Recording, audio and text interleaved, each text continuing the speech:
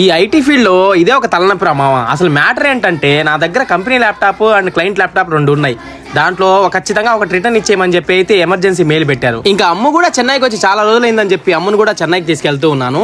ఇంకా ఇంత సడన్ గా మనకు మెయిల్ పెట్టినప్పుడు మనకి ట్రైన్ రిజర్వేషన్ చేసుకోవాలంటే దొరకవు. అందుకని మనకి మండే టు ఫ్రైడే 5:40కి అయితే ఉదయాన్నే అవైలబిలిటీలో ఉంటుంది ఒక ట్రైను, అదే బిట్రగుంట ఎక్స్ప్రెస్.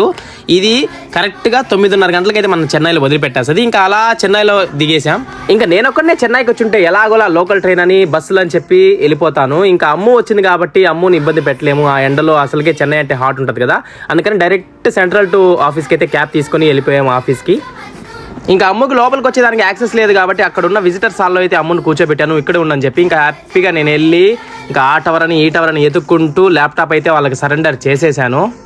ఇంకా లోపలికి వెళ్ళి మొత్తం ఎత్తుక్కొని ఆడ ఐటీటీ ఎక్కడ ఉన్నారని తెలుసుకునేసరికి నాకు 1 అవర్ పట్టేసింది. ఇంకా సర్లే అని చెప్పి ల్యాప్టాప్ సరెండర్ చేసి అమ్మయ్య అని చెప్పి ఎండలో ఇంకా బయటికి అయితే వచ్చేసాను. ఇప్పుడు అమ్ము దగ్గరికి వెళ్ళి అమ్ము ఏం చేస్తుందో చూడాలి. ఇప్పుడు మా ఆఫీస్ లోపల కంటే ఇక్కడ వెయిటింగ్ హాల్లోనే చల్లగా ఉంది. ఇంకా అబ్బా అమ్మయ్య అనుకుని కాసేపు కూర్చున్నాను.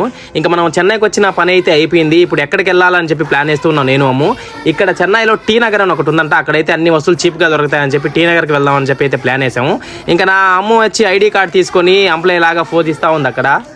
ఇంకా క్యాబ్ తీసుకొని టీ నగర్కి అయితే వచ్చేసాము. ఇంకా ఇంత ఎండలో వచ్చినప్పుడు ఏదో ఒకటి జ్యూస్ తాగాలని చెప్పి అమ్మకు బత్తాయి జ్యూస్ అయితే కొనిచ్చాను.